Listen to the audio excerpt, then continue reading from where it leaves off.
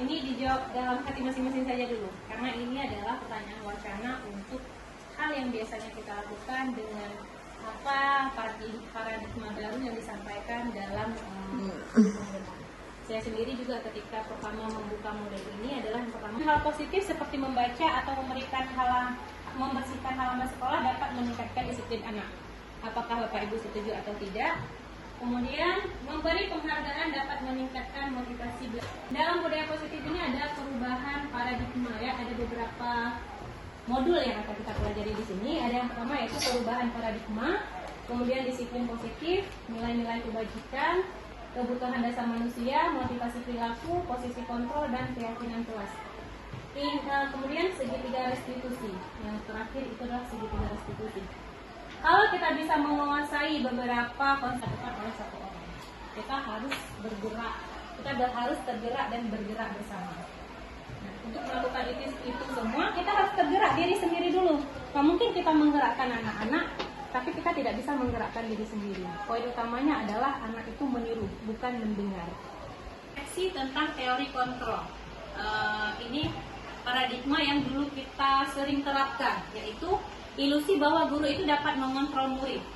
Biasanya kita tekankan dengan hukuman, ya. Nah, sebenarnya murid itu bukan kita kontrol, tapi murid memberi atau memberikan dirinya, peluang pada dirinya untuk kita kontrol. Karena kita guru percaya bahwa kita yang responnya.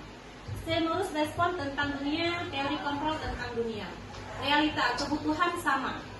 Kalau teori kontrol, dia mengatakan bahwa kita berbeda. Semua orang melihat berbeda, kita nggak bisa sedikit membahas sikap dan perilaku kita. Jadi semua itu kitanya yang harus tergerak, gurunya dulu yang harus tergerak. Baru kita dapat menggerakkan orang di sekitar kita, termasuk anak sekitar kita. Kemudian ini adalah yang pertama, yaitu disiplin positif. Nah, kecenderungan pandangan kita tentang disiplin positif yaitu adalah tata tertib, peraturan, dan kepatuhan. Dan biasanya orang yang terikat dengan tata tertib, peraturan, dan kepatuhan tidak nyaman. Bahkan kita sendiri kadang merasa tidak nyaman dengan disiplin positif. Kemudian dalam rangka mencapai nilai-nilai kebajikan yang ingin dicapai oleh anak-anak Indonesia ini, ada beberapa kebutuhan dasar manusia yang harus kita perhatikan. Karena jika kelima kebutuhan dasar manusia ini tidak tercapai, maka jangan berharap dengan kebajikan ini akan tercapai. Jadi kalau kita melihat ada seorang anak melakukan sebuah kesalahan, salah satu faktornya adalah dari kelima kebutuhan dasar hidup ini tidak terpenuhi. Mau anak kecil, mau orang dewasa sama sebenarnya. Jadi jika kelima kebutuhan dasar ini telah terpenuhi, nilai kebajikan yang kita harapkan ini akan tercapai. Nah, yang pertama yaitu apa yang tidak terpenuhi. Kan ada misalnya anak SD suka main kejar-kejaran di kelas. Kira-kira dari kelima kebutuhan dasar ini, apa yang tidak terpenuhi? Kesenangan. Ibu kejar aku karena ibu guru sayang aku. Sayang, cinta dan kasih sayang. Aku hebat kan bisa bikin ibu guru kejar aku. Kekuasaan. Ya, kekuasaan atau penguasaan terhadap sesuatu. Aku bosan belajar mewarnai terus di dalam kelas. Kebebasan. Ya, mantap Pak Daya. Nah, ini adalah beberapa contoh kebutuhan dasar yang jika kita menemukan anak yang bermasalah di kelas. Pengakuan secara khusus, misalnya di akhir semester anak-anak yang dapat juara itu kita kasih juga sertifikat, tapi tidak kita umumkan di depan. Nah, kita selipkan di dalam rapor ya. Atau bagaimana lah caranya? Jangan sampai memunculkan kecemburuan sosial. Kemudian yang kedua, karena terlambat ke sekolah. Kira-kira apa Pak Dayat? Hukuman. Konsekuensi. Oke, disimpan dulu. Lari mengelilingi lapangan basket 2 kali karena terlambat hadir di sekolah. Hukuman. Mengganti kertas tugas teman yang telah dicoret-coret. Konsekuensi. Membersihkan tumpahan air di meja tulis karena tersenggol pada saat belajar. Konsekuensi. Murid disuruh untuk mengenakan sepatu seharian ke sekolah karena tidak mengenakan sepatu hitam. Disuruh untuk mengenakan sepatu seharian di sekolah. Ini tidak mengenakan sepatu nih seharusnya ya. Kalimatnya tertinggal. Lari mengelilingi lapangan basket 2 kali karena terlambat 10 menit untuk pelajaran PJOK. Untuk PJOK, ini kalau untuk PJOK konsekuensi, karena dia sesuai dengan materi pembelajaran ya. Cuma semua dulu. Kalau dulu ada mencetak lilunya. Sampai 3 ada portfolio ah. Biasanya teman ada juga. Biasanya teman nggak apa-apa. Tapi biasanya cenderung kalau misalnya teman itu siswa tidak menghargai kita ya. Kemudian pemantau menyajikan pertanyaan. Kapan telat? Beri si anak untuk waktu untuk menjelaskan kenapa dia bisa telat. Kemudian arahkan si anak untuk menyadari bahwa apa yang dia buat itu salah. Ya, ada tahapannya nanti Bapak Ibu. Ini nanti akan saya share di materinya akan saya share di grup. Nanti kalau yang mau ulang bisa ya. Nah, kemudian keyakinan kelas.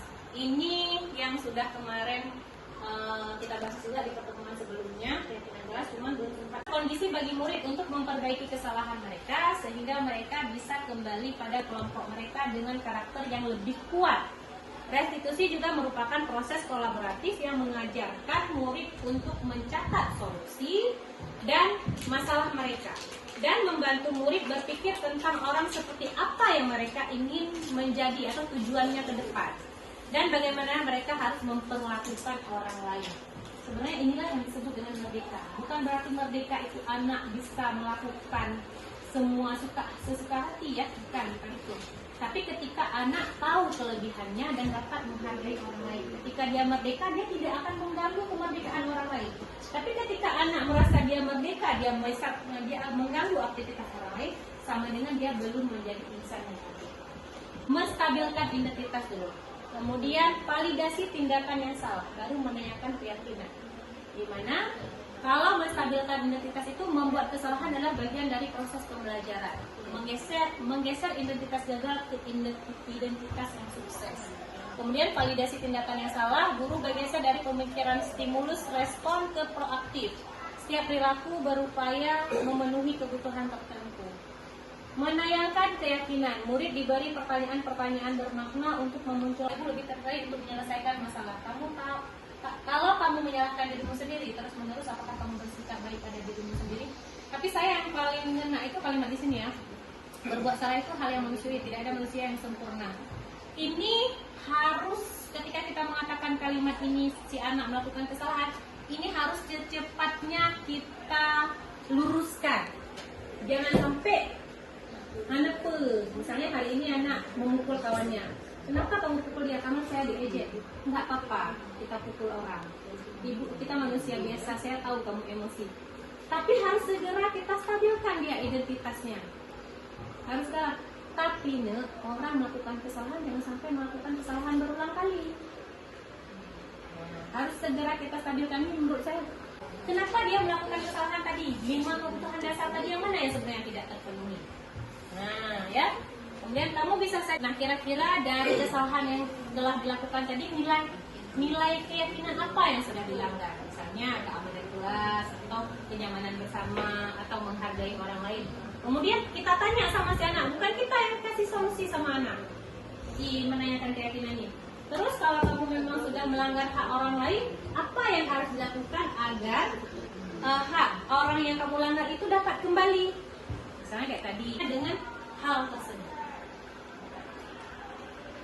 Nah, ini sebenarnya ada praktek keyakinan kelas, cuman tadi karena jaringannya nggak bagus, nggak masuk. Sebentar lagi setelah ini saya kirim ke grup, dilihat ya. Kemudian, terima kasih untuk hari ini. Sembari saya menerima beberapa pertanyaan dari teman-teman sekalian, saya coba lihat dulu. Waalaikumsalam warahmatullahi wabarakatuh. Izin menanggapi dan bertanya ya. Iya. Sesuai dengan pencermatan saya terhadap apa yang sudah disampaikan oleh teman kita tadi, Bu Rosa Sofia, terkait dengan budaya positif ya. Ya, Budaya positif dan termuat beberapa hal dalamnya yang untuk kita semua sangat penting ya, untuk kita terapkan di dalam aktivitas belajar.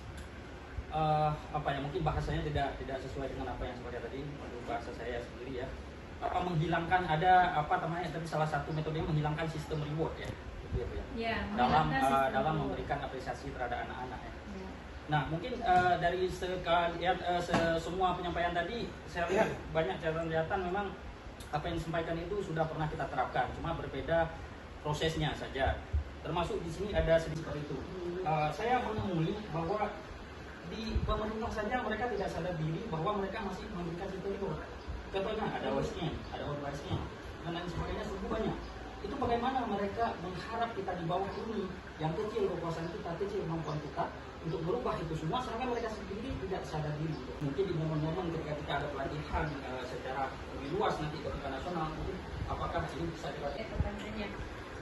Ini sebenarnya adalah salah satu yang diperdebatkan sampai dengan terakhir, dan bahkan banyak dari kalangan guru penggerak sendiri itu masih beranggapan bahwa tak bisa nih kita hapus sistem reward, meskipun berdasarkan teori bahwa reward itu hanya motivasi ekstrinsik, bukan intrinsik, bukan dari diri. Saya rasa ada beberapa alternatif tadi yang sudah kita sepakati bersama. Kayak misalnya kalau di kelas, kalau dulu kita tindakannya itu membagi plakat ya, hadiah kalau di kelas ya, dapat kita ganti dengan pujian melalui kata, atau kita panggil anaknya satu orang, misalnya si A misalnya, dia lama kali tuh sikapnya nggak ada satu orang, misalnya si A misalnya, dia lama kali tuh sikapnya nggak ada perubahan, tapi hari itu yang membuat kita ngena banget dengan sikap dia yang sederhana, tapi oh sudah mulai berubah, dia sudah mulai bertanggung jawab. Biasanya tidur di kelas, tiba-tiba hari ini mau kerjakan meskipun cuma satu soal, setidaknya dia mau pegang pensil, mau pegang pulpen, itu kita berikan penghargaan melalui kata-kata. Jadi bukan sesuatu yang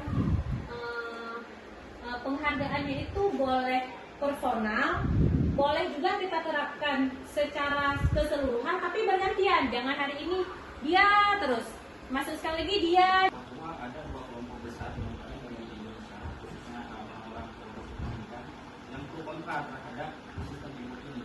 Karena ada sisi positifnya dari sistem reward ini, kita lihat bahwa kita memberi apresiasi dan penghargaan kepada orang lain, maka dia akan termotivasi. Itu saya pribadi. Ya, dan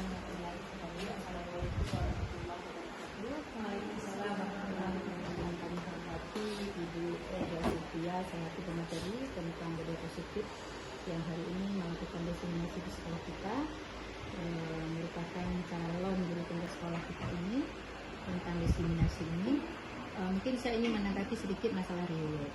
Kalau berbicara masalah reward itu tidak lepas dari kehidupan kita, karena di mana-mana itu di seluruh dunia itu ada reward. Tetapi ini fokus kepada yang di sekolah, mungkin yang dimaksud budaya positif di sini. Saya dari pertama dulu Pak Hidayat tidak setuju kalau anak itu di-ranking. Sudah beberapa negara yang saya jalani di saat mengikuti short course dan juga ada penghargaan kemarin saya buat jalan-jalan, mereka kalau di sekolah tidak ada reward. Tetapi kalau untuk dunia, misalnya untuk visa, itu wajib ada, apalagi USN. Itu bukan menyangkut di sekolah. Apalagi ketika kita memanggil orang tuanya, padahal keinginan saya dipanggil orang tua itu bisa melihat rapor, bukan untuk menyaksikan dia mendapat reward. Ya dulu kita kan memanggil orang tua berizinkan mengambil rapor di samping anak. Itu ada anak kita yang tersentuh hatinya. Nah, saya sangat setuju seperti yang disampaikan tadi di dalam monitor ini tentang budaya positif, yaitu memberikan reward itu tidak mesti dalam berbentuk barang, dan juga dipilah-pilah anak menjadi ranking, tetapi cukup diberikan misalnya dengan tadi tidak di depan umum dan yang lain. Karena anak-anak ini sudah berharap dengan apa yang sudah kita programkan. Mereka ada piala, dipanggil orang tuanya ke sini.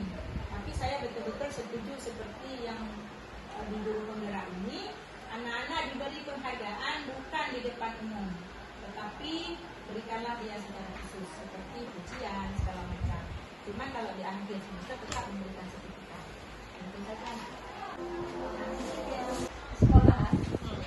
Di sini kan ada tadi kalau jika anak berbuat salah itu kita memposisikan kok seandainya sebagai manajer itu mampu memberikan pertanyaan-pertanyaan sampai akhirnya dia menyadari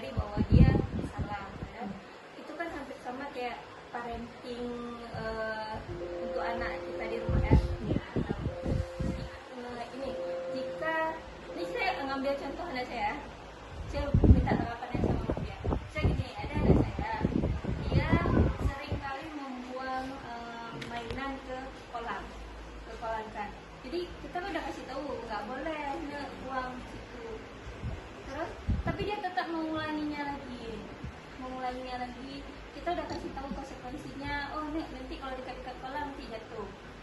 Tapi dia tetap aja maju lagi. Nah, yang ingin saya tanyakan kalau belum ya, bagaimana caranya kita bisa memposisikan sebagai manajer untuk treatment dia sampai kita jangan marah, karena ujung-ujungnya kan terakhir marah dan ngancam. Baik, terima kasih untuk pertanyaan kami. Baru lagi ya, nggak mau nampak lagi ya. Kan yang tadi dulu yang pertama itu menstabilkan identitas ya. Jika kita menstabilkan identitas itu, yang pertama yang harus kita cari tahu itu adalah kenapa dia membuang. Ya, bukan langsung kita mengejek bahwa jangan dibuang, nanti mainannya rusak, jangan dekat ke situ nanti jatuh. Tapi harus kita tanya dulu kenapa dibuang. Kenapa kak mainannya dibuang? Nah dia bilang pasti ada sesuatu alasan nih, cari tahu dulu jawabannya kenapa dibuang. Misalnya sudah bosan atau dia merasa kesal terhadap sesuatu, itu pasti ada satu penyebab. Biasanya jawabannya pernah nggak Bu Sinta tanya kenapa dibuang? Maksudnya, tapi dia senang ya, bukan kesal. Karena kalau kita larang, dia bahagia setelah dia lempar itu. Dia lihat dia udah bisa disenyum gitu. Bisa jadi dia ada alasan tertentu. Bisa jadi dia membuang itu karena dia mau melihat respon kita senang, kan? Itu dulu. Jadi yang harus kita cari tahu. Itulah.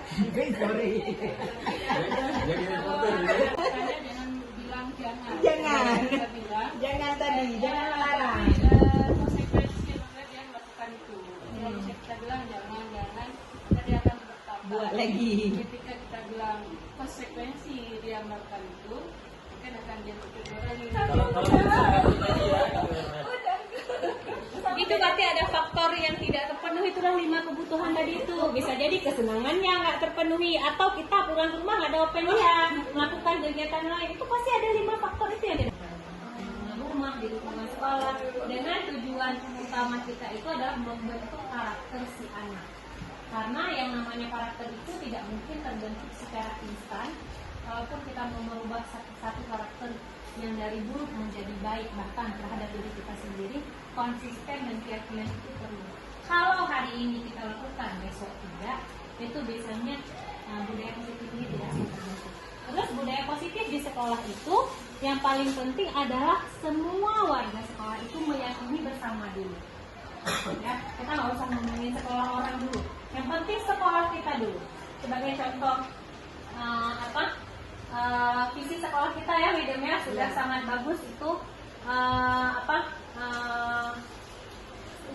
Sekolah Quran, Unggul Qurani, sains life skill dan berwawasan global. Nah, kalau bisa nanti misalnya budaya positif sudah kata-kata tadi unik, sehingga kita dapat menuntun murid-murid kita mencapai kodratnya, mencapai kelebihannya, sehingga mereka mampu menjadi manusia yang benar-benar merdeka di masa yang akan datang, yang tahu kelebihannya tapi tidak pernah mengganggu hak orang lain, ya, kenyamanan orang lain. Terima kasih untuk atensinya hari ini. Lebih dan kurang saya mohon maaf. Saya akhiri. Assalamualaikum warahmatullahi wabarakatuh.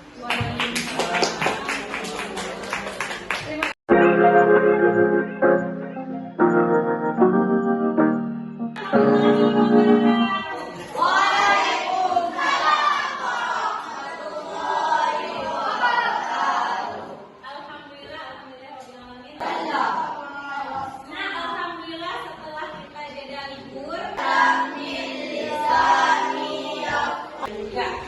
Nah, hari ini Bu Ria kita nggak akan belajar dulu.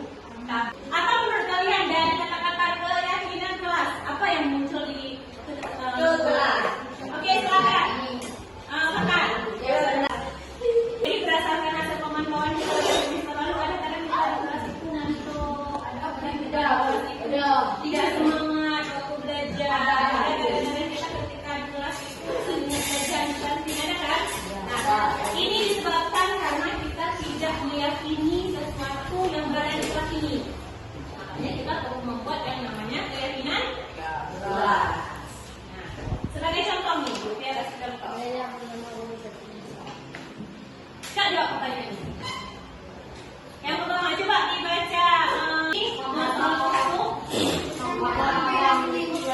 tentang penggunaan helm pada saat mengendarai kendaraan berada bawah. Oke.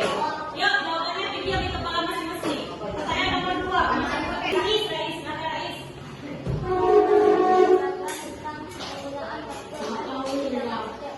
Oke. Kenapa kita harus pakai helm waktu naik sepeda motor? Biar aman. Oke, satu-satu dulu. Keselamatan. Kenapa? Biar aman. Oke, makasih Rizky. Katanya biar aman demi keselamatan. Silahkan Abiza. Agar aman saat mengendarai kendaraan. Agar aman saat mengendarai kendaraan. Oke, ada lain selain aman dan dua orang aman ini? Aman dan terpercaya. Iya, kalau jatuh ya pecah kepala. Nah, kita mau memakai helm. Tadi kita sepakat biar aman, biar kalau ada suatu kepala kita terlindungi dan meminimalisir cedera, ya kan? Nah, kemudian yang kedua, jangan pakai helm karena kita polisi, ya. Nah, yang kedua, mengapa kita memiliki aturan tentang penggunaan masker untuk kesehatan? Ya. Berarti kata kuncinya satu kesehatan dan satu lagi adalah keselamatan. Inilah yang kita sebut dengan keyakinan, sesuatu yang kita yakini dan kita percayai bahwa dia memiliki manfaat untuk kita dan kita yakini. Tapi nggak ada paksaan dong, ya kan? Orang kenapa kita yakin? Apalagi secara bersifat dan tertular lepas dari latar belakang suku, negara, bahasa maupun agama. Karena ini adalah tahap-tahap pembentukan keyakinan kelas. Oh, yang satu dia baca nggak? Eva, silakan. Nomor 1.